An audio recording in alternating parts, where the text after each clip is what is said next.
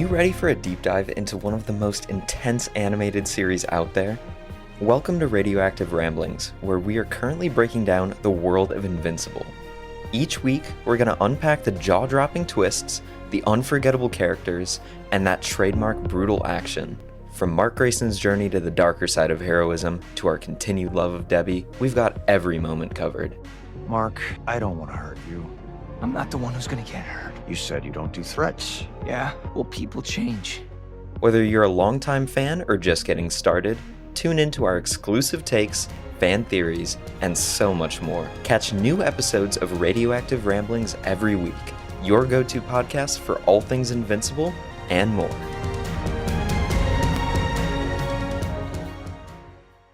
Yeah, this actor who's playing James, he looks like a stiff wind would like blow him over. and yet I don't know if he's supposed to be menacing. Like he he looks like, you know, you could just kind of give him a slight nudge and push him down the stairs, and this whole thing would resolve. Did he play himself as the life-size statue in the lobby of the Perpetuity Wing? Like that was not a statue. That was actually the actor. He's certainly no more alive than that statue. I don't know. But then I like that there's he's made of brooms and plates as well. So. Inside, he's just a overcoat of brooms. But then there's this. The issue is like no one's gonna blink an eye if one of his mistresses has to be carted in after hours. Indeed. To give birth in one of the birthing cottages. So, you know, he's got game, this guy. He's the Nick Cannon of Kier. And amazingly, all of his sons are named George Foreman. That's right, yeah. We're going to find out that everyone is sired by James. Don't pervert a handbook passage to me, okay? Welcome to a Lorehounds and Properly Howard joint production covering Severance on Apple TV Plus, Season 2, Episode 9, The After Hours. I'm John. With me today, his bumper sticker says, if you can read this, devour feculence. It's David. Do you guys hear that? There's like some weird noise on the recording. Oh, maybe, John, it's just the hole in the back of your head. I think that's just the whistling from... I told my wife about me and his innie this morning. It's Steve. And I'm all right with it, actually. Did you guys kiss for a minute? Just 1 minute. If only I could kiss my innie. And Mr. Milchick made him destroy his favorite hat today, Anthony. Yeah, it was a material sacrifice. Of the highest order. Which one did you choose? The one that said devour feculence. Do you have a substantial hat collection? I have probably 10 hats. Is that substantial? That's pretty good.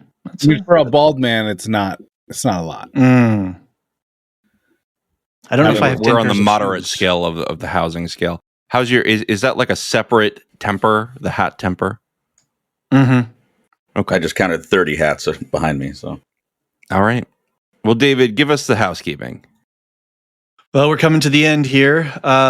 You can still get this episode without subscription and without ads for just $5. And then you get all the crazy bonus episodes that we've put together that we call our Supply Closet Collection. John, you have a conversation coming up with Mark, I believe, tonight. You guys are going to talk about religion as commerce. Or commerce as religion, I believe. Well, it's sort of bigger than that. It's regarding the book *Sapiens*. This idea that religion is something broader than faith-based items, than traditional religions. Is that we in modern society have created modern religions that many would call ideologies, but they're kind of indistinguishable in a lot of cases. And you're going to talk about music.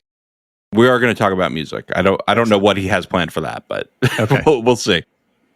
If you would like to send us feedback, especially for the season wrap-up, severance@thelorehounds.com. The lovely Nancy will be glad to receive your submissions and collate them into a beautiful document that we can utilize for your education.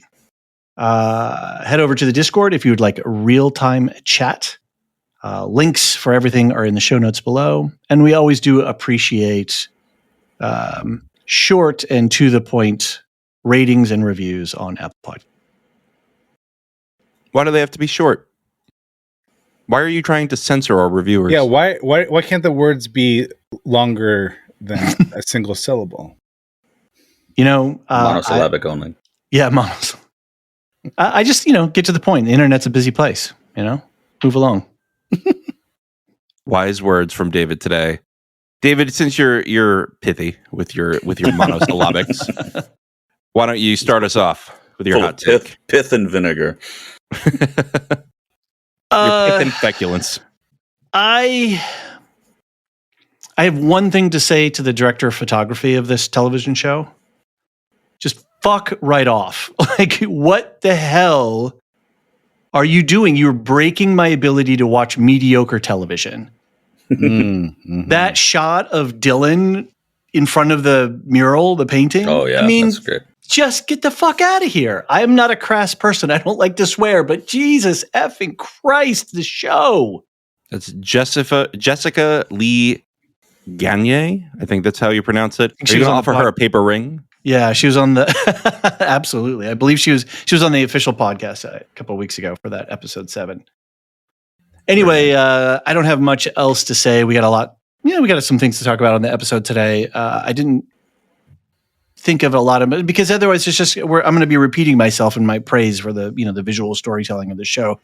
There's a great scene of when Milchick and Drummond are talking, and they would cut back and forth between the scenes, and then at not each shot, but at each critical juncture of the conversation, the camera would then step in closer, and then it would step in closer again. And it was just a beautiful use. Or when Milchick is silhouetted in his office when he's talking to Mark, and they're having that sort of little authentic moment. It just absolutely a masterclass in visual storytelling. Other than that, the one big change I noticed, there was some different tempos in the music. They had some like heartbeat sounds and some train sounds and some like clock tick-tocking sounds. And then in a couple places, the music had there's a little bongos, or the ending music had a little bit of a different piano riff, like they're speeding up the tempo. And I saw online in various places, people have been frustrated by the last couple of episodes. And I'm like, why are you arguing with these show makers? Why are you arguing with these showrunners with the way that this plot is working? These people know exactly what they're doing, and they're pacing it out so that when we hit the final episode, they're going to tell the story that they're going to tell. And I think everybody's just used to have it. I don't know what people are used to. They just want. We've all been wounded before. We've all had showrunners that we had faith in, and that's true. And then they didn't do well at the end for whatever reason. Right. And so we're preemptively, like an SNL sketch. Good call. That's some of my hot takes, by the way, John. So you carry on. Well, they have a debate over the length now, because apparently in an interview, Ben Stiller said 78 minutes on the finale, and on Apple currently it says 44 minutes on the finale. That was the length of this one, so it could just be a little placeholder or glitch in Apple. I bet it's TV. A placeholder. Yeah, I'm hoping for the 78 minutes. I don't think they could wrap this up adequately in 44 minutes. I saw hour 15 when I looked at it this morning. Okay, so maybe it's updated since I checked it last night. Right. I guess the only other thing that I would say is, like, people, and we're used to that penultimate episode sort of being the apex of our action. The what did you call it, John? Once the denouement, and then we have the resolution in the final episode, and I think they're playing with the pacing and the story structure here, and they're cramming a lot. And one thing that I am preparing myself for is the fact that I don't think I'm going to have all of my questions answered from this season, but I'm prepared to be very satisfied with this season and the conclusion that they're going to bring us. So that's sort of where I'm positioning myself ahead of the final episode. Does anyone think we're never going to see Irving this season again? I think he might be gone for the season. It's possible. For the season. Yeah, I think they wrapped up a couple of the minor character and storylines, and then they've sort of paired away. And so what we're left with is just sort of the core mystery box storylines. So they wrapped up Irv, they wrapped up Miss Wong, and they wrapped up Gretchen and Dylan G. Those things are now done and out of the way. And then now the rest of the storytelling can just be focused on the sort of Helly, Mark, innie, outie stuff. And Cold Harbor, obviously. So, okay, now I'm done. Steve, are you feeling cold about the harbors yet? This episode did so much, and I was just fascinated by a couple of specific things. One is I like we already kind of knew this because of what we saw Drummond going through Irving's house, but when Milchick basically says, "Look, I got my jurisdiction, you got yours," it does. So it's safe to say that Lumen is everywhere, and at least in terms of the people that they specifically target, right? So, and I think location is really a key element here. We went out of the way to kind of show how close the Egan home is in relation to the Lumen plant. Now it's kind of tucked away behind it, I think is interesting too. Kind of separate from, it's almost like the Lumen plant separates the Egans from the rest of Kier or the rest of that whole environment. Was Miss Wong just donning her empathy chops because she's headed off to that when she says that she takes the blame for not facilitating Dylan's Innie's sessions with his wife better? Like, is she already donning or is that what is that a reveal that's why she's picked to go to this empathy whatever it is? I wrote it down somewhere. Yeah, I think that she was told to go there before that whole thing happened, before that last one happened. The Gunnell Egan Empathy Center in Svalbard, which is an archipelago up in the Arctic Circle that's belongs to Norway. I just thought it was interesting that she typically was a little bit more robotic. She demonstrates empathy after we learn that she is been assigned to this empathy corral or whatever it is.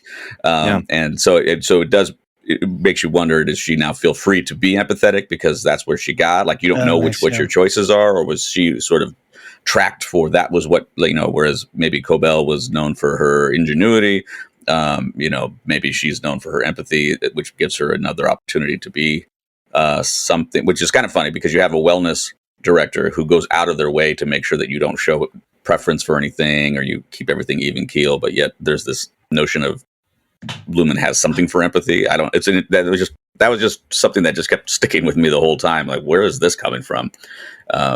Maybe the outies are allowed to feel empathy, but not the innies. Yeah, maybe so. Right. I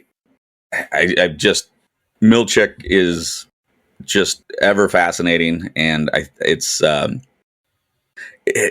so hard to know what his next move is, right? Because he's obviously being pushed, and he feels like he's getting sort of squashed by all these powers. It's funny because there's such an emphasis on his use of language. Nobody else is backing off the weird language that is being used, right?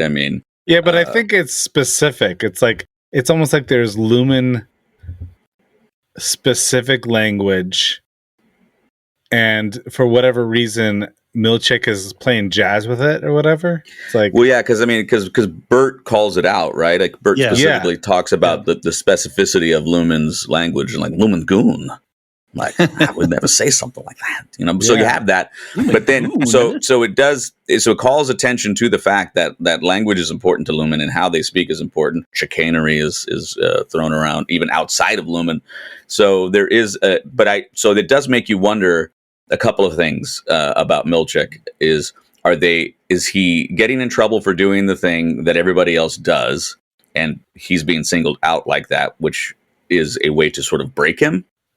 Or is he doing, to your point, Anthony, is he doing jazz with it? Is he not understanding? No, these aren't just adding extra, syllables or drawing things out. There's a method to all of this, and you don't seem to get it, which might actually be a window into Milchick's relationship with the religion altogether. Like he's kind of going through it, doesn't really understand it. Like he's doing it sort of like obediently, but also at the same time not, because he's not maybe a true believer or something. And he's just sort of, or is a convert. And so he's trying to prove his bona fides. Fake it till you make it kind of a thing, right? Going over the top. Yeah. So much about, being a company man or being sort of a religious insider is about using the linguistic typologies that are sort of familiar, like insider speak. I would even say with class too. With class?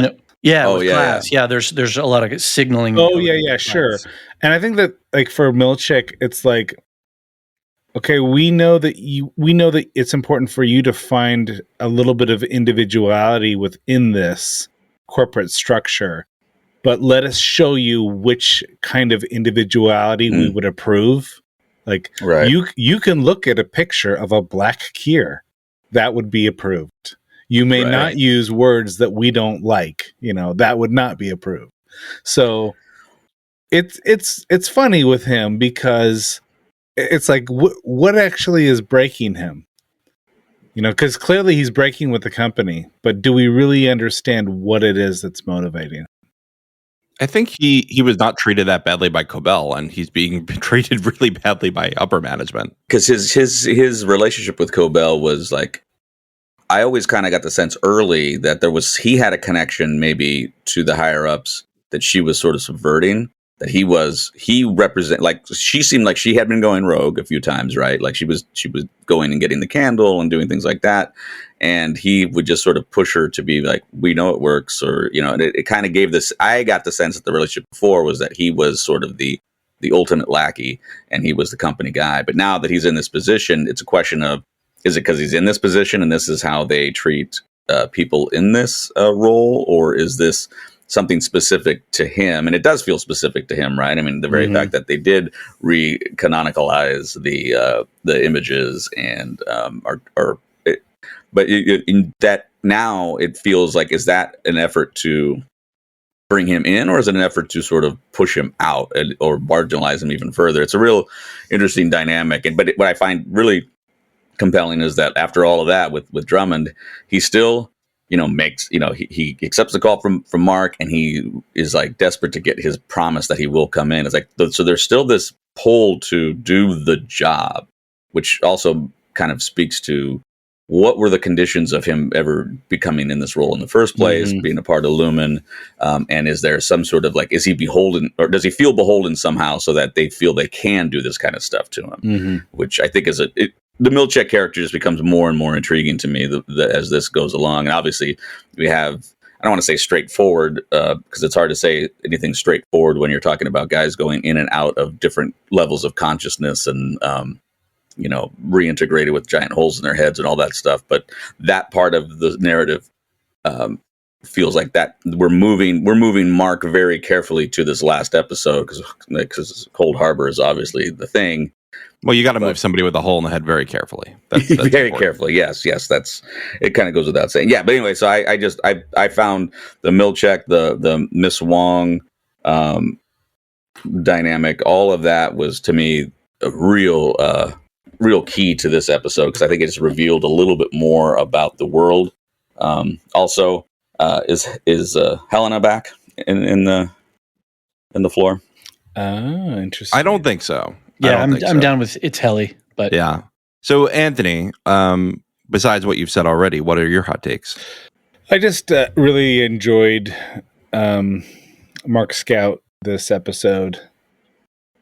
I need someone to kind of sort of be the voice of reason in this whole thing. It's like, all right, now we're just going to pretend like Cobell is our ally. I need someone to kind of call bullshit on that. And I heavily calls it. Yeah. And so for all of the reasons why I really don't understand Devon's motivations, at least I've got Mark Scout like, no, that's a legitimate response to someone who was pretending to be your neighbor and your sister's lactation consultant and, going through your basement and knows that your wife is alive in a basement somewhere. And It's like primarily keeping her, like being the person who's keeping her there and managing her. Yeah. So I'm not sure I quite understand Devon's motivation. I don't know why. I think she just wants to keep her brother alive. I think she's desperate but I don't to know not why lose she her would. brother. Why choose to seek out Cobell for When she's that got Rickon? purpose? No, when she had Ragabi, it was like she had to make a choice. I'm either going to keep Ragabi, who I don't trust, or go to someone who I don't trust even more. So I don't understand Devon at all, but I thought that Mark was very believable. So, Well, I think she brought the idea, Devon brought the idea of Demona Birthing Center before she brought up Cobell. I think she said, let's go to Demona. And Rebecca Gabi says, no way, Jose, we can't get in there. And she's like, well, I know how to get in there. So I think Cobell is a tool on the path that Devon wants to go through. And Ragabi was no longer a tool in that path. Yeah, I don't think Devon was like, I got to choose one or the other. I think Ragabi made her make that choice or made that choice for her. So I think she was like, yeah, I'll have you who's here, because you've got all the stuff that keeps my brother's head from getting infected, I guess. And then we'll bring her in and we'll all go together. I think she was just sort of grasping at straws because like, look, my brother, I can't lose my brother too. That's how I get her motivations at this point. And now she's stuck without Ragabi. And so it's like, well, what else are you going to go with? Who else knows Lumen? And you have to go with somebody who might, at the very least, maybe not a double agent. Yeah, I don't want to make it seem like I am not enjoying the show. It is one of the things that I'm sticking on this season, and that is, it seemed like the writers wanted to achieve the end of getting Mark and Cobell back in the same room to have it out. And in order to make that happen, they had to do dirty to Devon's motivations. I do not get Devon's, even if it's temporary, trust of Cobell in the slightest. I do not buy it at all. So, but it's a very minor point on what was otherwise a great episode.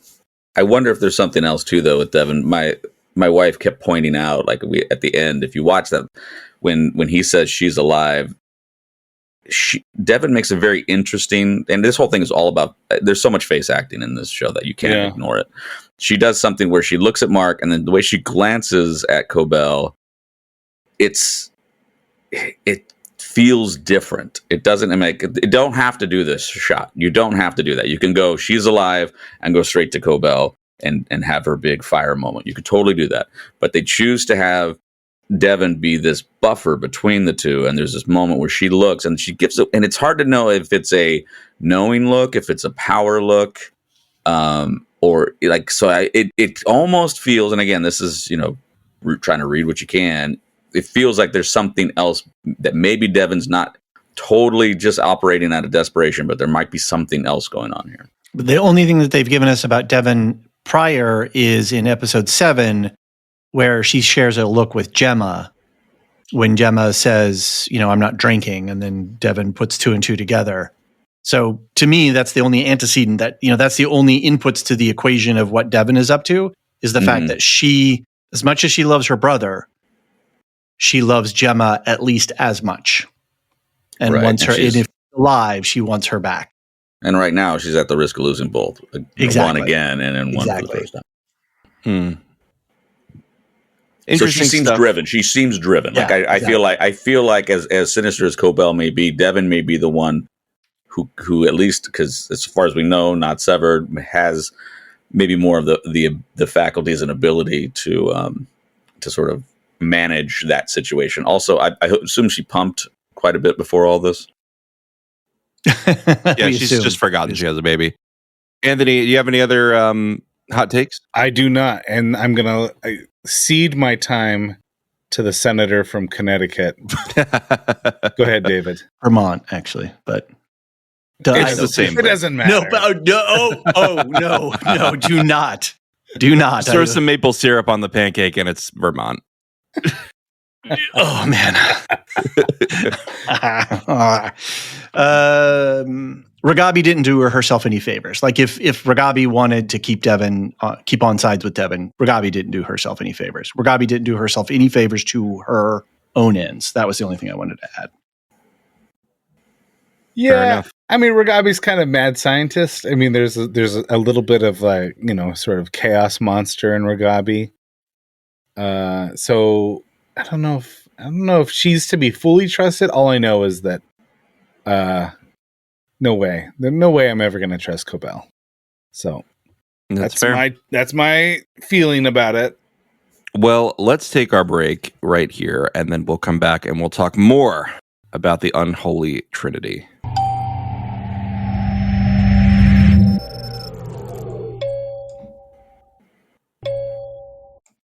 All right, we're back. Let's talk about Mark and Devin. So Devin drives Mark to the middle of nowhere to meet with Harmony Cobell, who Mark is in no mood to see. The women convince Mark to call out of work before the trio heads to the Demona birthing retreat to allow Innie Mark to speak to them. I did, by the way, do a quick Google search on Demona. It is a Celtic goddess. Now I have the in my head for some reason. Sorry, what was that, David? A Celtic Roman. So it's like a Roman to Celtic. Like you got to bridge the two. So, but who originated it? The Celtics or the Romans? Because the Romans didn't originate a lot. I think it's a mixture of the two.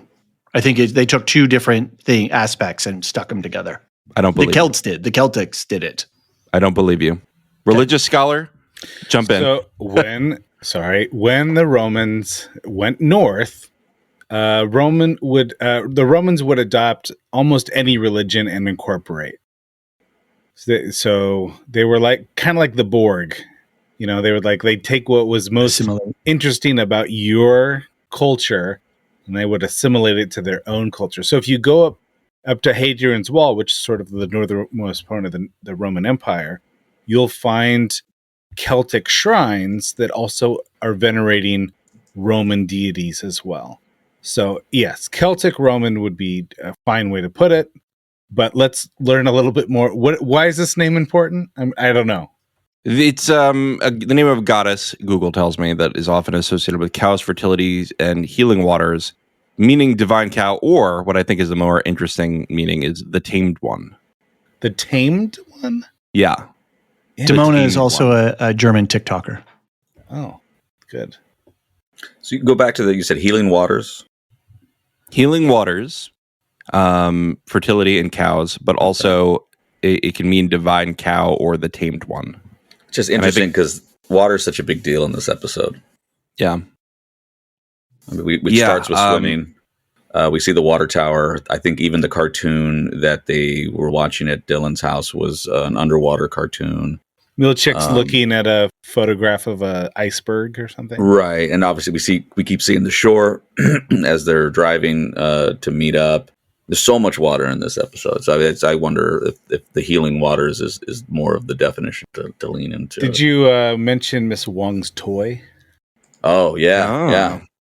Got the rings. That's great. The reason the tamed one stuck out to me was I was like, is this pregnant laboring Innie the tamed one that will go through all of this torture, so that the outer doesn't have to deal with it?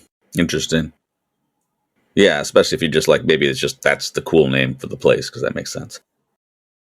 Yeah, the era of sort of religious ideology that these religions come out of, there's a lot of sort of new religious movements coming out of upstate New York at about the same time that Lumen is being founded. Mm-hmm. They have a view of nature that it is untamed and it's like the devil's domain. And, sort of civil society and sort of the higher mind is almost antithetical to, the wilderness. The wilderness is sort of associated with all things pagan. And because it's a very patriarchal system, you would associate that with women, childbirth, and the like. So I could see Lumen having this view as well. Interesting. Regardless, they got to the birthing retreat. I love that shot of Cobell, and David, I know you posted a screenshot in the Discord. A shot of Cobell with the fires behind her, just looking totally like the devil. Just I am here to wreck your day. Yeah, and they use a lot of. I mean, they have been the whole season using color to signal character change or character vibes, I guess you could say. So yeah, it was a beautiful. It's warm and inviting in there. After coming in, we start with Mark and sort of austere, and then we go up there. Yeah, so good stuff. I wonder if they're playing too with when she first meets Mark and she goes, "Hi, Mark," and that's become like such a meme. Is her original like "Hi, Mark" from the first season? I don't know if you know this. People do TikToks about it. They're like, "Sorry, I talk in my sleep sometimes," and then they'll go, "Hi, Mark." Nice. It's such a meme, and I feel like they were playing on that a little bit because she doesn't have to say "Hi, Mark." Like she could say anything. They did the same thing where they're filming that catch light in her eye so that she looks like she's possessed when they go in for the close up on her face. Yeah, she is pretty spooky. Pretty spooky. I feel like we've already talked about like all the motivations in this part, but does anyone want to talk about the code words David's logged here? Golden Thimble. And the 9th floor special department. Yeah, I don't know. Is that all? That's all Twilight Zone, right? Twilight Zone meaning the actual Rod Serling Twilight Zone, or? Yes, and I can't take full credit for this. I did read some of this that the Twilight. There's a Twilight Zone episode where I think it's a woman going to a department store. And I think like Serling does one of Miss Marcia White on the 9th floor specialties department looking for a golden thimble. Oh my god! And it's called The After Hours. Which is the name of the episode here. Oh, so is this our decoder ring for the? And his next, so funny. And I think the next line is, "The odds are that she'll find it, but there are even better odds that she'll find something else because this isn't just a department store. This happens to be the Twilight Zone." Nice. And it is interesting to note, I believe this is the episode where there's sentient mannequins, so do with that what you will. Yeah. Well, isn't Jaime Egan a bit of a sentient mannequin? You brought this up earlier. You said was the same actor playing the mannequin himself. He's always very stiff and, is almost robotic. Like so wouldn't it be interesting if animatronic.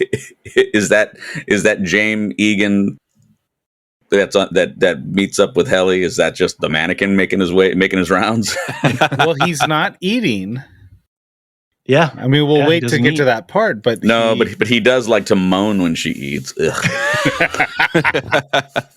And also, like, how intimate was that scene where she's cutting and like it's like ASMR, right? We are hearing totally links and it's close-ups and not only that, like she's taking the tiniest bite of egg you could possibly imagine. It's just like a quarter of an egg white.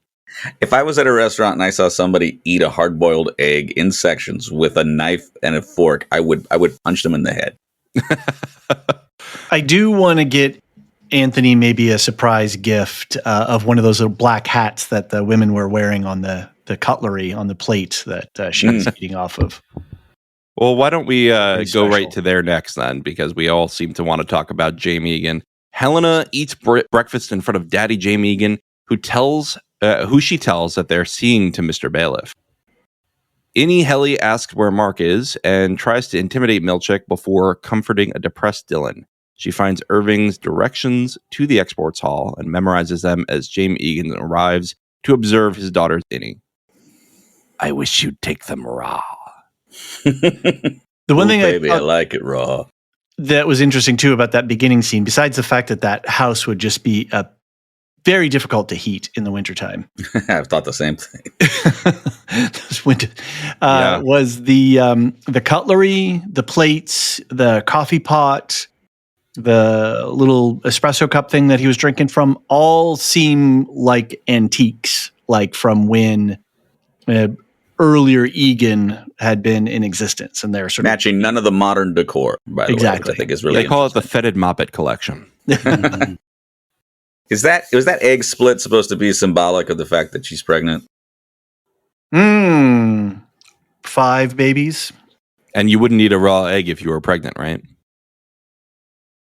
Not a raw egg, certainly not. That's interesting. I mean, that's very interesting. I was thinking about that today because what was the mad scientist's name down below in the Gemma Dr. Bauer? Dr. Maurer. Dr. Maurer.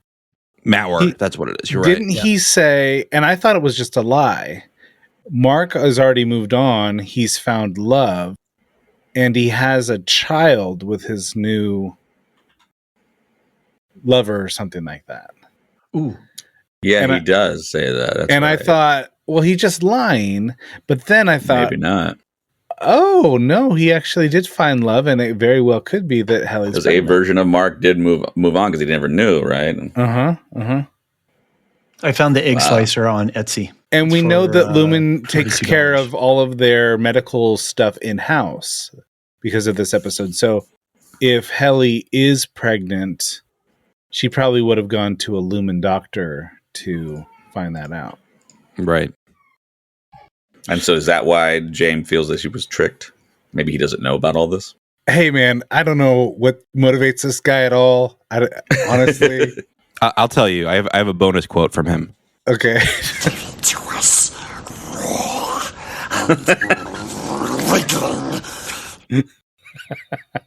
Okay. I'm just going to name a couple things. All right. There's some kind of psychosexual energy happening with James, and he likes to watch his daughter eat.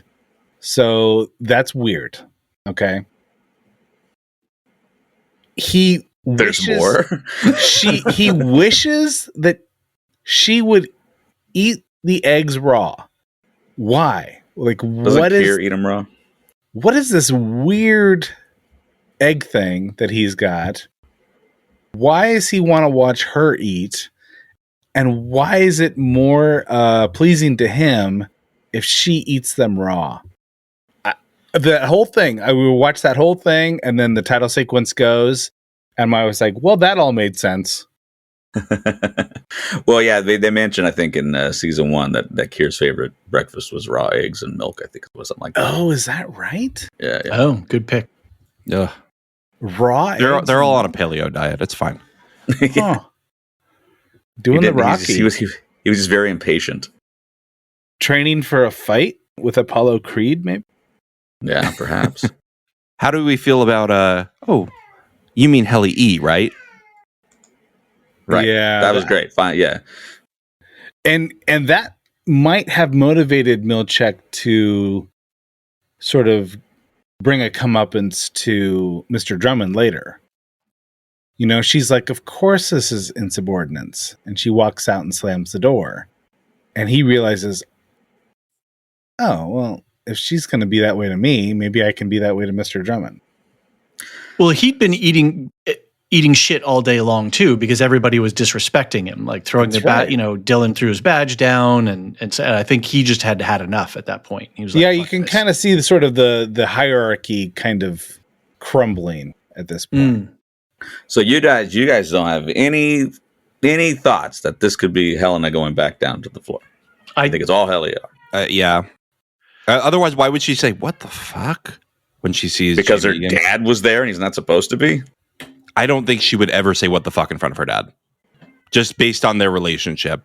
I don't think she would speak that way in front of her dad. When she was walking in the hall, when they showed us walking in the hall, her walking in the hall earlier, why would she? Why would Helena get the note? Why would Helena comfort Dylan? Yeah, why would she try to memorize the directions to She would know it. the floor? Why would she? Maybe she doesn't. She's in charge, but she's not in charge. She's next in line. And also, Milchick would have had to been on board to institute the what's the name of the protocol? I can't think of it now. If he Glasgow? well he knew that she had the Glasgow block on initially the first time, but that doesn't mean that he's the one who initiated it. He's the one who was communicating. But it's in the There's some- security there's- room, right? Like he would see it.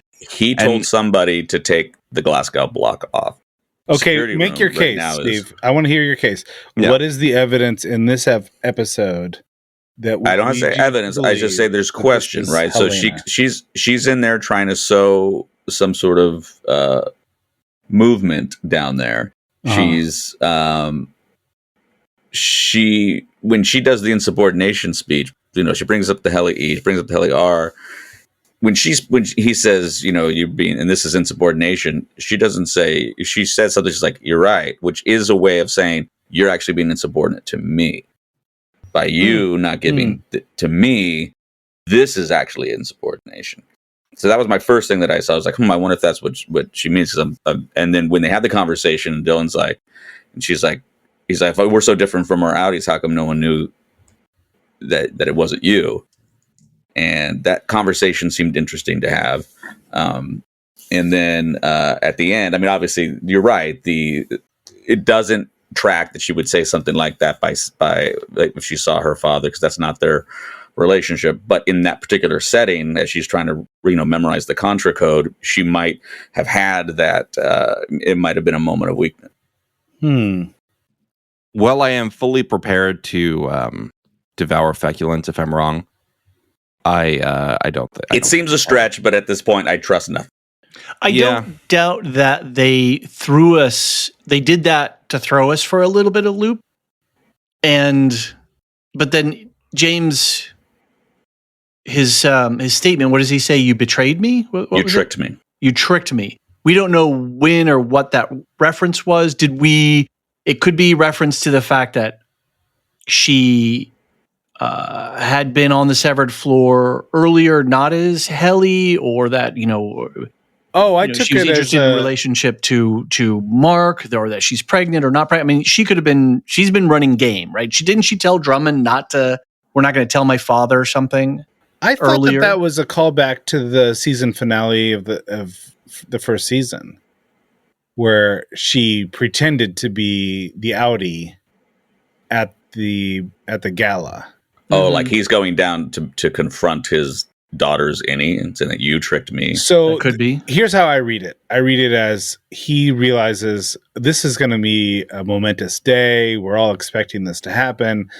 And the day runs its course and it didn't happen. He's like, all right, I'm going to go down there myself and see what's going on. And the first thing he says to her, because he knows this is the last time we spoke, was at the gala. I'm going to reference the gala. So that's how I read it, but I could be wrong.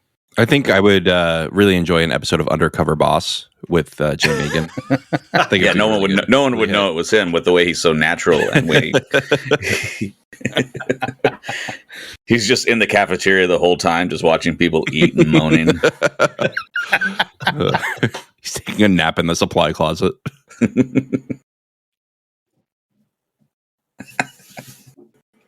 All right. I want a Frasier type spinoff of just Jame. And I want it to be called just Jame. Parenthetically, Jame. No S. I did see on the internets today somebody cut up the intro again and made it into one of those like 70s, 80s sitcom with upbeat music and, everybody sort of throwing funny looks at the camera and stuff. I do enjoy all those. Those are good edits. The Dylan. Andor one was a particularly good one. One. Let's talk Dylan. Audi Dylan gets ready for work when his wife Gretchen confesses that she kissed his innie. He gets angry and threatens to quit before leaving for Lumen. Innie Dylan gets a visit from Gretchen, who breaks things off between them, leaving Dylan to propose with a paper ring. When he's rejected, he falls into a depression, tendering his resignation. After he gets into the elevator, it appears to go down.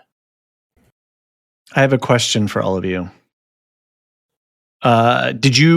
Did any of you surprise propose to your current spouse? Technically, but she definitely knew. That's not a surprise. Just because, I was like, well, it's because we were living in North Carolina at the time, and we were coming to visit family on Long Island, which was about an hour and a half out of Montauk, and that was one of our date spots. And so I was like, well, we did a 12-hour drive yesterday. Let's wake up at 5 and drive off to Montauk for the sunrise. She was like, why would you do that? She knew. But it was well within the bounds of the relationship that you guys were moving in that direction. It was a clear, Yeah. I just she think had sent me rings to pick from. So, right. Okay. Yes. Yeah. No, not a surprise. Yeah. No, not the not the when and how you did it, but the fact that you were going to do it. Oh, well, no, definitely not. I would know just about the say rest of you. universally, do not do that. Just do not surprise propose. No, I think you should, and I think you should do it in public. Right, with paparazzi. Like hire a paparazzi to take a photo of you while you're being crushed. Go on with your point. I surprise proposed, but I did not have a ring with me. And it was about 6 months into dating my wife. We were very young. And I just popped the question. It was in Union Square in San Francisco, so there were people around. There was an exchange with the unhoused man who interrupted the entire thing. Who she actually married originally, because there was a lot of confusion. It's true. It's true. Steve actually wrote a little note, will you marry me, yes or no, with 2 boxes on a piece of paper. And then he gave it to me, and then I was supposed to bring it to Heather. And we had no idea which one she was going to check. Did you fold it up into one of those little origami things where you open up the different little flaps? cootie catcher? The cootie catcher. She actually told him that she'd only marry him if he could play the hoop game and win 5 times in a row. Yeah, what was your point on this? Yeah, where are we going with this? Don't do it. Just don't do it. Just don't do it. Just don't propose? No, don't propose. Don't surprise propose like that.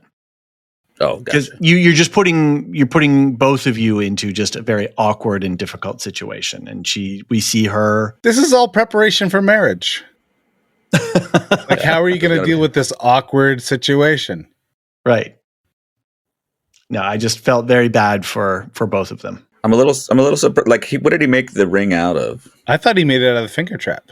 That's what I thought too. It looked like it was taped. Yeah, that totally makes sense. Yeah. Yeah, that makes sense. Did Miss Wong fail to facilitate? What was happening here? Should she have stepped in after? Should she have stepped in after they kissed? Yeah, interesting, right? I mean, how much facilitating was she doing? It doesn't sound like very much. Just watching. Just a heartbreaking scene. Just absolutely just gut wrenching. Well, he kills himself. He kills himself. Do we know? Do we know that he does that? I don't think that's we know. his intent. No, that's his intent. Right. Oh, right. But then they're going to send him down, aren't they? So, well, he's resigning. So that in his mind, resigning. I mean, it's the equivalent of I will not exist anymore. You're right. Like but the last time we see him, he's sitting next to the elevator. We don't actually see him go through. We see him in the elevator.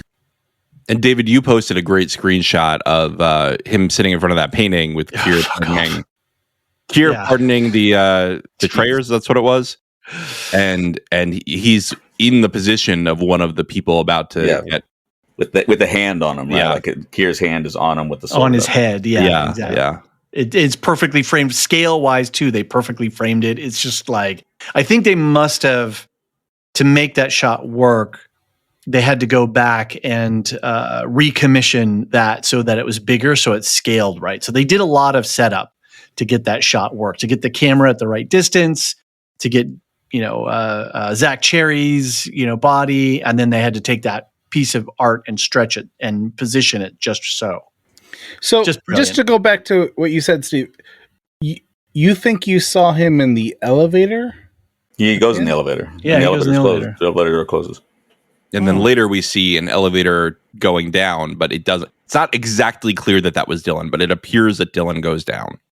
Oh, well, the arrow's up. The arrow is up when he gets into the elevator. Like, that has an up arrow, which doesn't mean it can't go down, but at least that's the implication. Then later there's the down elevator. Right. So the question is, did he ever, I don't know, did it redirect? Yeah.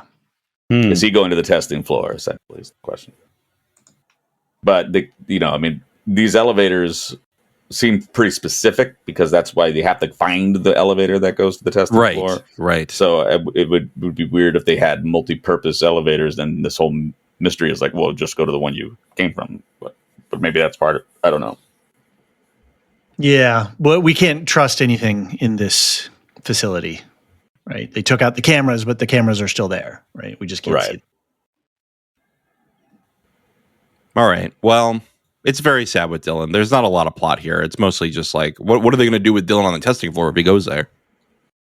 The only and I don't know. Go ahead. What would the advantage be? Like, what? I mean, I guess, because Irving has been eliminated from the testing floor, and then his Audi's just left to do whatever. So, I mean, I don't know why Dylan would be important enough to hang on to. If he wants to resign, he could resign, and then what? He's just an Audi Dylan. Unless they want him as a hostage for Mark to finish Cold Harbor. Like maybe they're like, well, it's not working to be nice to him. Let's use a hostage. And especially if Cold Harbor is really as like world changing as they're saying it is, maybe they're like, we don't give a fuck who we piss off. We don't give a fuck about laws. We're about to like create immortality in some way. And maybe it doesn't matter what happens to Dylan in their eyes. We're gonna find out Cold Harbor is just like a new Mountain Dew flavor. They're willing to at this stage to do whatever is necessary to finish Cold Harbor. The only other little clue bit that I was curious about in this scene was that they gave us very clear shots of Gretchen's uniform. She's a 911 dispatcher for the town of Kier at the emergency operations center or whatever. And they make sure that we see it. And so I don't know if that's just one of those, chasing shadows, or if that was an actual clue. But that's what it was. Yeah, it was like interesting that we now know, because I think we saw the uniform before, but we didn't know what her role was, right? I kind of figured, maybe she's a late night security guard, but now it appears that she's actually a little more official than that. Yeah, and is she involved in these disappearances, right? Like somebody gets injured and they're like, well, I'm going to call Lumen instead of the ambulance. Right. Lumen's going to send its own ambulance. Oh, I will say too that for the man who is, for the spousal partner who is not necessarily carrying his weight in the relationship, the fact that he throws out the line, I'm going to go to work and earn a paycheck to feed our children. Like that was real BDE energy. So, well, I thought it was petty, toxic energy. So maybe not BDE. I meant to. That's no BDE is a positive. We gotta. I got it. We got to clear up those things. I don't know all these kids with these fangled terms and stuff. Well, I thought of a TikTok phrase today because I don't know if you know this, but when you find someone attractive on TikTok now, some people comment "Rod, next question," and I was thinking about that with the Jay Meegan thing. Anyway, it was a very toxic thing for him to do. It was very toxic, especially he throws the solid vegetables in the sink instead of the garbage. Mm-hmm. Great. I did like when he, says, "You gonna say it didn't mean anything?" She's like, "No, I wasn't gonna say that." I thought that was pretty great. Like, I really like that as a response. I really like the character of Gretchen. There is a kindness, that seems very authentic, and we heard it on the phone when she was being encouraging, even though clearly has to be fed up with his ineffectiveness. But she's still very, encouraging, and she loves. It sounds like she loves the Dylan that was, and she hopes that he can return to that, right? And now she found a shortcut, and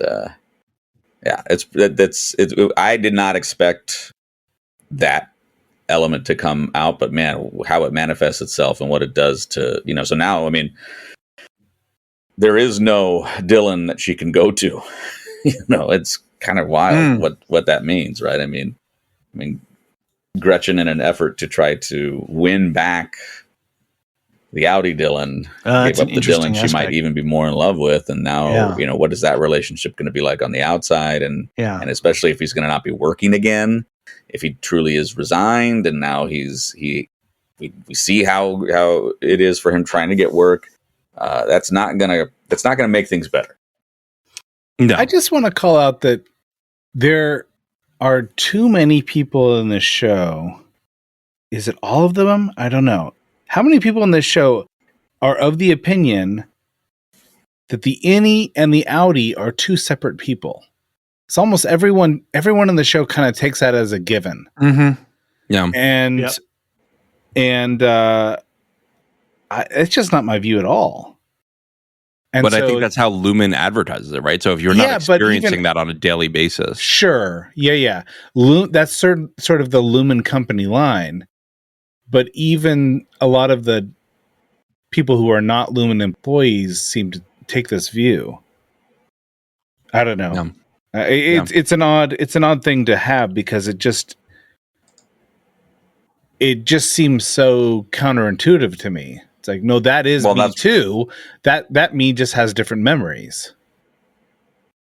Well, I guess, perhaps. I guess the idea that if there's somebody that exists that you have no access to, then they are a different person, I think is how the brain is interpreting this. And that's why you have the resistance, who's kind of on the outside looking in, and why there's so much flack, not just from the resistance, but from other political sources, saying that this is somehow unnatural. And then, but for those that are sort of living it, it's like you almost just get used to this, right? Like, this is what we're used to. I mean, I don't ever like.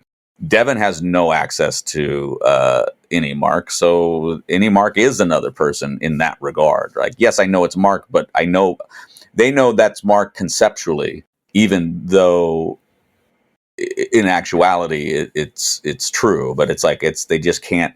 It's a hard thing to process, right? I mean, it's like, because you're locked away, you're gone. I mean, nobody has access to you except for There's no continuity of memory, right, between us. We don't have any we don't have a relationship because we don't have a history that we can remember together. So it's almost like that's how you reconcile it, right? Like, so I don't even think it's so much the fact that we're like, oh, well, this is how we're choosing to see it. It's like, how else? This is such a bizarre thing. How else are we supposed to think of it? How else, I mean, it's an unnatural reaction to an unnatural thing. Yeah, if I were Gretchen and I was having that conversation, I would absolutely say, I did not have an affair on you. I had an affair with you. I'm sorry that you can't remember it, but this is not me being unfaithful. I mean, that's exactly the I don't know why there aren't more characters in the show that are questioning the central premise of Severance. It's a good question. I don't know. You know what I do know? Question. I do know that we're about to take a quick break.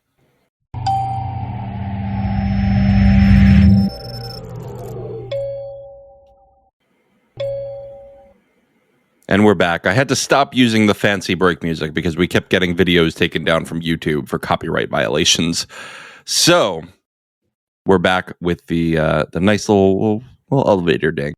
Why don't we talk a little bit about Milchick and Huang? Milchick allows Eustace Wong, who was surprised by that name. You haven't heard that one in a while, right?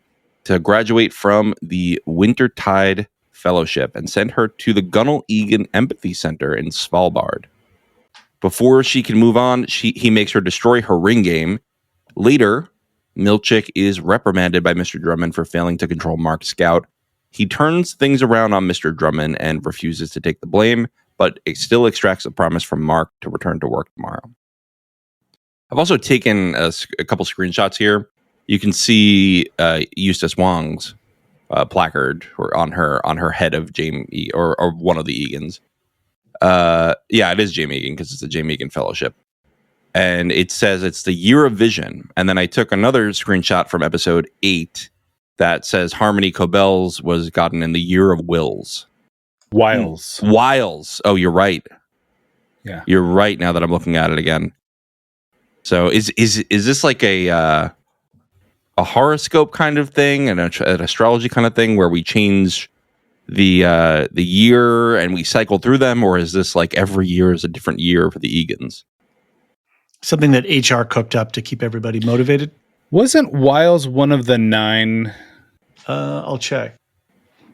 And that makes me then wonder if Vision is one of the 9 as well. You might be right. Another interesting thing about the Wiles, yes. You got it. Oh, you're right. To it. Is Vision on the 9? Vision is, and yeah. So it could be that there's like a cycling through 9. Why 9? I don't. That doesn't really work. But Yeah, it very well could be like, instead of Year of the Dragon, it's Year of the Wilds or something like that. Right. Something else that's interesting about Svalbard, it's the current location in our world of the seed bank, where they are collecting seeds from plants from all over the world to clone on cold storage in case of environmental disaster, we have a library of seeds. Hmm. And they chose it because, it's way up, it's cold, but it's still accessible. And of course, now it's warming up, and they're like, oh no, we can't keep all these things at the right temperature. Interesting. Yeah. We had some feedback on Milchick and Huang. I just want to pull that in quick. The TCS wrote on our Discord, I think don't fuck with Milchick was the theme of the day. Miss Huang and Mr. Drummond are learning some things. Maureen D came in saying Milchick is doubling down on the words after Drummond is giving him a big hard time on using these big words. So who is Milchick? Was he someone who had been in prison and studied the dictionary? Like, I don't know. I don't know. Thank you, Maureen. And then we also had some Miss Huang feedback from Sub-Zero. Milchick told Miss Huang that her internship was over and she was being assigned to a facility at Svalbard, which is a remote island in Norway. Svalbard was an interesting tidbit. That's where the global seed vault is. So that's what you were saying, David. And Miss Huang's exit seemed anticlimactic. I thought there would be some kind of payoff that was relevant to the main story, but it doesn't seem like it. I wonder if they cut her internship short because they really don't want her around when Cold Harbor is completed, whatever that means. Do they need her once Cold Harbor is completed? Because they were expecting that was the day that the data was going to be delivered. The numbers aren't moving. So that was supposed to be the end of it. So it was maybe that was coinciding.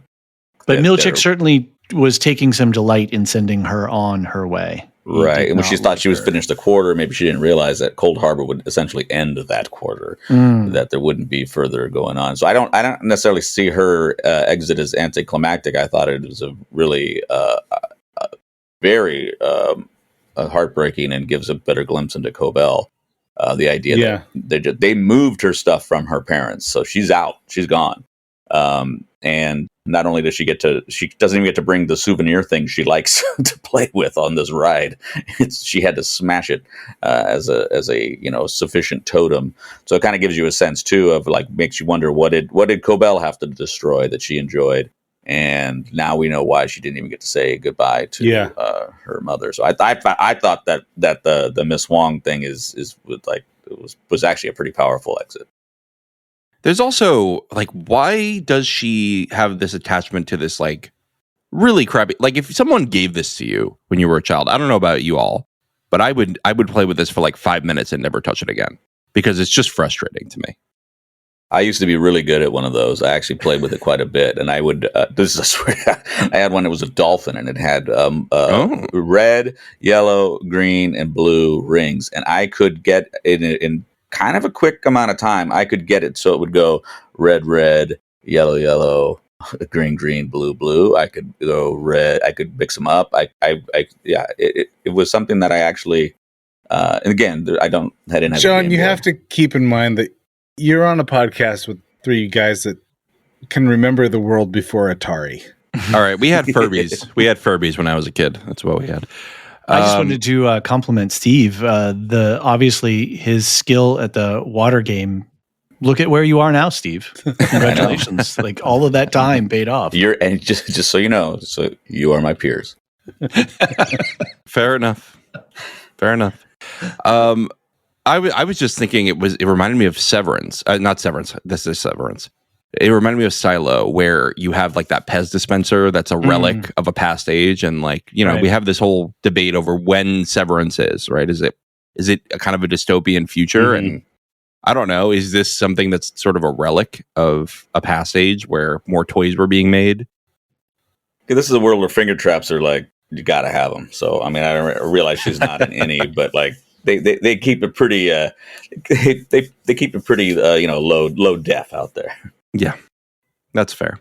This episode is kind of a goodbye episode, right? We close out 3 relationships with Irv, with Miss Wong, and with Gretchen and Dylan. But it's also the breaking people episode.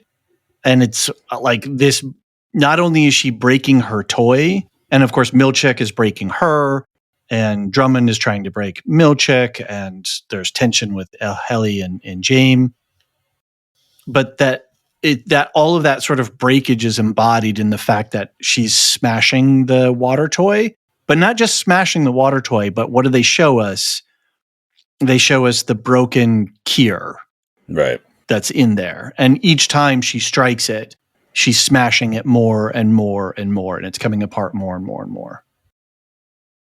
Yeah, it's obviously an intentional scene, and the question is this because Kier is being undone and maybe doesn't realize it, or like the legacy of Kier is being undone by the reintegration efforts, perhaps, or is this a sort of the Kier as we may remember him is being destroyed?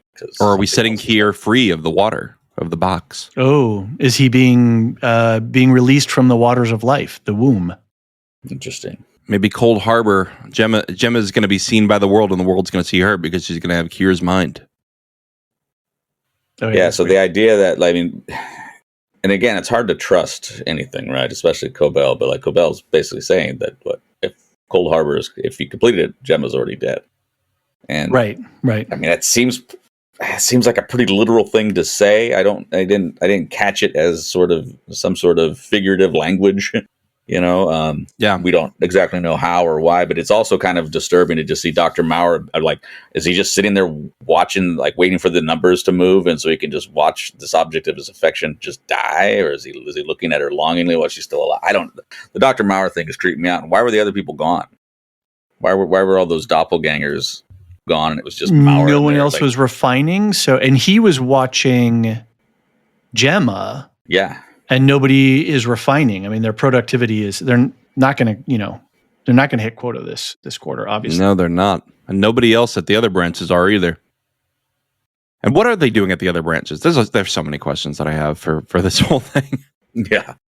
They're just creating different egg meals. That's right. Different tools to use to create different egg meals. Nancy in our feedback document suggested we do boiled eggs as a second breakfast topic. Oh, okay. There you go.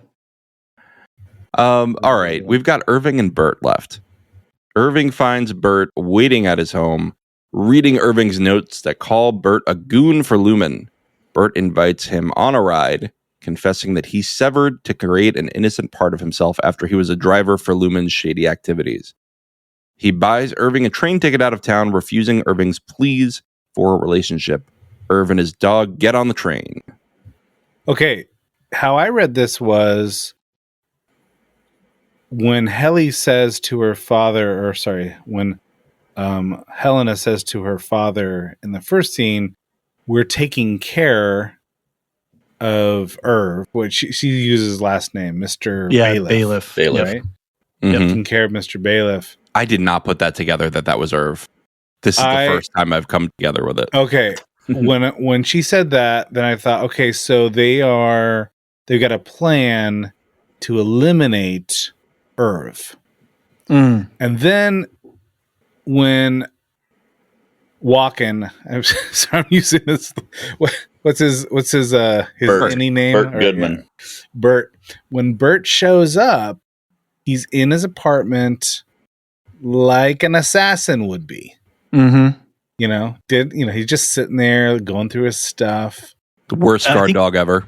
I think he's actually looking at the Foot Locker. Right. Yeah. That's right. And so maybe that was his job. Maybe his job is to say, okay, we're going to need you to go eliminate Irv. And he decided to go a different direction. He decided, no, I'm going to send you out of town. Maybe I'll tell them that I killed you. But really, you're going to be just gone, just never come back. That's his solution. Now, that's how I interpreted it. But I know that I'm reading between the lines on a lot of this stuff. I think he was supposed to take him to another location where Irv was going to be tortured or killed, because he said specifically, like, I never asked what was happening on either side. I would just Right. drop people off places. Right. So, and then Irving says, "Is this one of those times?" And he doesn't answer. So I think Right. that's what was happening. I don't think he's Yeah. the hitman. I Agreed. think he's the driver. Agreed. What I thought was really interesting is when he puts him on the train, he says, this will take you as far as you can go. It's like, that is, to me, that was I took that as like, is this a finite world that these guys live in? You know, I mean, we believe that, you know, Lumen is global. Yeah. But we also, there are people that at least believe that a very small waterfall is the biggest one in the world. So there are there are a lot of things to not necessarily trust. I don't know. I mean, it could just mean that where is this train? Where is it going? He can never come back to Kier, but it's taken him as far as it go. And It's Coney Yeah, I Island. That's the edge of the universe. he's gonna go to one last Zoltar machine. Oh my god! And then he's Wish to going be to his get innie. big, right? Or small, or it was one of You want to talk about age? My grandpa used to tell me for hours all the things he used to do at Coney Island in the 30s and 40s. Ooh, I don't know if he should have been telling Not me all the things. stories. Well, all the things he did as a kid at those times. And then he would watch you eat eggs. None for me. That's right. That's right. Oh boy. I was going to ask Steve, did you think that Walken was playing down his Walkenness? I kept waiting for the "I'm not a goon." And Yeah, he didn't. He played it very flat. He did. And I think it's showing. It's funny how and Anthony and I talk about this a lot in other podcasts about like how like the De Niros and the Pacinos and the Walkens would just sort of play to the impression for a while. Right. Like that was kind of what they like when in lieu of reinventing themselves, they just became that caricature. But I've noticed Walken a little bit more so lately, going back to just kind of playing it a little bit more chill, and this was the opportunity to really to get in there with the word goon, you know. But like he did, and it was a nice touch. Yeah, I mean that sequence where they're head to head. I mean, it was just it was such a beautiful scene, and just Turturro has really just blown me away this season. And I don't think that Irv actually thought that Burt was innocent when he's like, "Oh, I know you're not one of them now." I think he was just playing the whole, he was just saying that. Yeah. I don't hurt me because I don't suspect you. Right. No, we had dinner. Everything's great. I know It does suggest that the world that they are living in is really small because, you know, Irv has lived his whole life. I don't know if he's lived his whole life in this bubble or not, but it would explain maybe why he never found love. Mm-hmm. You know, we find that out about him. We didn't know that before, that he'd never found love before, or he'd never been loved before. Mm-hmm. And the way that I took that as maybe he hadn't come out of the closet. Yeah, maybe. Mm-hmm. Mm-hmm. Yeah. Until he sort of was tagged as, you know, by Lumen. You know, maybe he was outed by Lumen and then put on the radar, and then Burt used that information to kind of get what he needed to get from him. I don't know, but it's just tragic. The whole thing is tragic. And in an episode where, you know, Dylan's like first love, first kiss, first everything, basically just walks in and says, "I'm never going to see you again." And, you know, whether he commits suicide or not, he has the intention to commit suicide. And then to see this train scene. Just gut-wrenching. That's the Utica train station in upstate New York. Yeah. According to filming locations. I heard Watkins say that he had only been to the train station once before when he was a child, and he was working for a circus. This guy is the wildest. Can I just say, on the size of the world, something interesting for me is that they're going to move Miss Huang's bed from her parents' house to Norway. Like, if you're moving overseas, you're probably just going to buy a new bed, right? Like, it's cheaper to buy a new bed than it is to ship one, usually. Flat pack. You got the Can't neighbor. keep, Your you can't keep your ring neighbors. toss game, but their bed. We'll let you have your original bed. Yeah. Lumen's got money. I mean, Lumen can afford to pay Keanu Reeves just to do the voiceover for the animated building. So Mr. Water Tower. these locations that have been referenced on the show, and I know last week you all were debating like, where is this place? We have the representation that Kier is in Pennsylvania, right? Like it is officially labeled Kier, PA. Mm-hmm. Okay. And then we have these references to upstate New York, but the other named places in Rickon's book, he says he was born in Colorado, and we have now Norway. We have Svalbard. Is that what it was? Svalbard. So we are expanding our world as we go, and we also have the locations from the other innies that came in. Yeah, the other innies. What was it? Peru or something like that? I think it was Peru. Yeah, And they we were guessing they were in Wyoming, but Anthony, you brought up an interesting point about Irv and his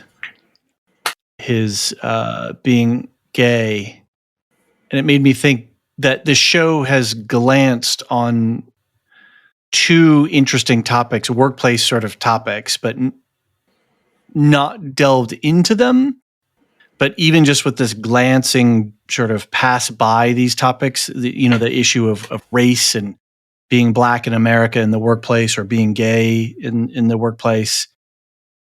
And then I think there was being gay in a small town, that too. Yeah. There was an article, I didn't read it, in the New York Times, examining Helly and Helena's relationship with each other, and sort of the frustration and tension that some women have with their self-reflection. I know we just need more men podcasters talking about women's issues, so I'm not going to speak to the article necessarily. Did you all see the review we got that said this is the only podcast of white men I will listen to? Yeah, that's what I was kind of playing off of.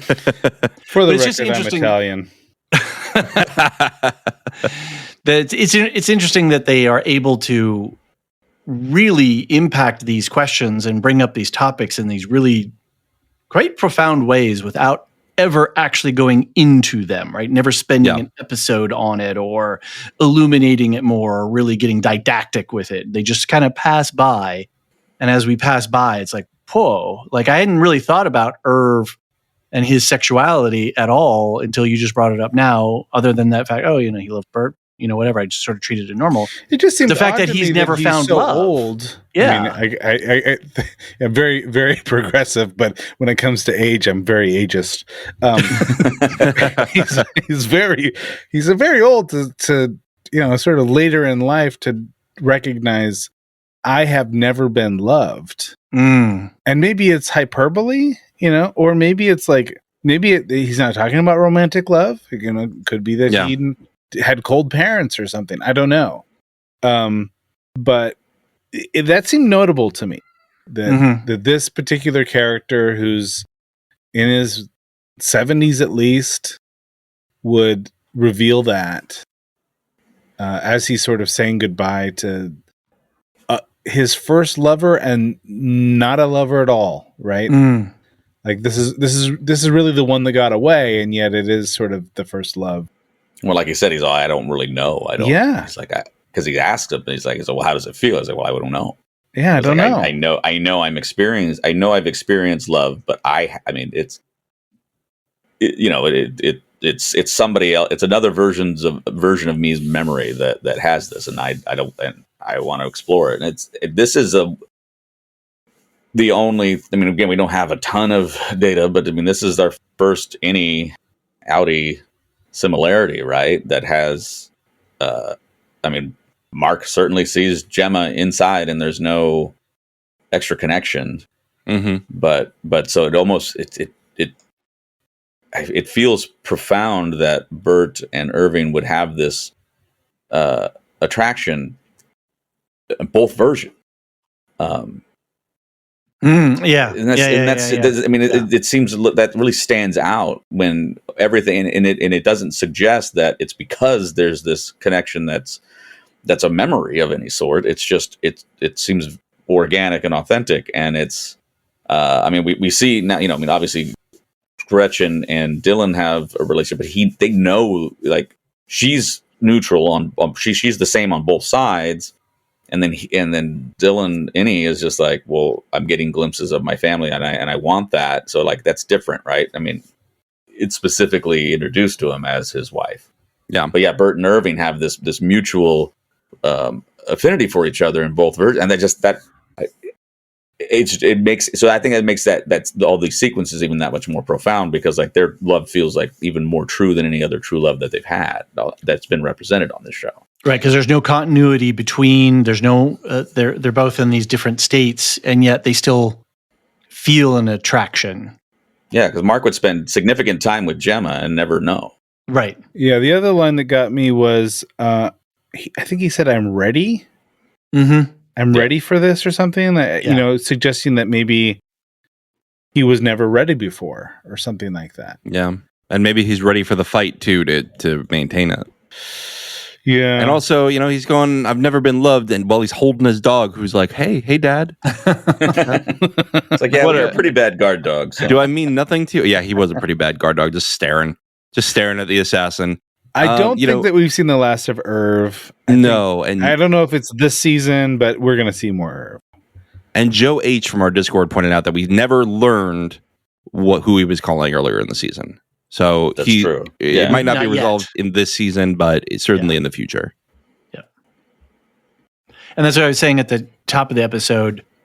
I'm not expecting that all of the questions that I might have to have them all answered. Right. But I expect at the end of the season to be like, wow, that was a great season of television. Right. And hopefully it won't take more than 2 years to. I agree. This was almost 3 years, so I hope it doesn't happen again. Anyone else? We had a writer's strike, right? I mean, we shouldn't have that again. Yeah, it'll never happen again. Anyone else have thoughts on this episode? No needle drops. Yeah, right. Just all background music, but they were doing different stuff to the background music. So I'm curious to see if Mark has anything to say when you talk to him later. I'll poke his brain on it. Yeah. Fun fact about this. There's definitely some tempo shifts. There was definitely some different instrumentation, instrumentalizing. I don't have the language to dissect music, but they were doing different stuff with theme music specifically. I will say that I was convinced that there was going to be some major homage to Martin Scorsese's After Hours. Yeah, that's what I was just going to say. Anthony and I, we talked about this a lot yesterday. And I meant that we decided to both watch the film. Yeah. Nothing. And so I'm looking for wrong After Hours. I will say, Anthony, the one thing that I caught if I'm going to insist that our exercise in finding the movie and the title of this to be somehow relevant to each other is at the final scene, where you've got Patricia Arquette standing in front of a fireplace and she's like the firewoman. Rosanna Arquette was there was a lot of issues about fire with her. Oh, maybe she had been burned. Yeah, that was the question. And then he had been in a burn unit when he had his tonsils taken out. So fire was kind of an ongoing theme. She had a candle, all that. There was an ongoing theme. So we do at least get an Arquette in a room where there's fire. So I will accept our exercise as not futile, but actually worthwhile in that regard. Nice catch. I just want to bring in ice cream trucks. A couple nice words people sent us. Jess R sent us compliments on the pod in an email. Allison M also sent us some kind words. Did have one correction that somebody already told us as they didn't. Rogabi is not eating ice cream. She was eating icing, it looks like, which is an even weirder thing to eat alone. Ice cream, I feel like you can eat that alone. Does anyone eat icing only? Is that a thing? I think people do, and I don't like to hang out with them. Well, I'm a known cake hater. I don't like cake. Is it the frosting specifically? No, the frosting's okay, but like it's just going to remind me of cake, so I don't want it. Allison M also said two things.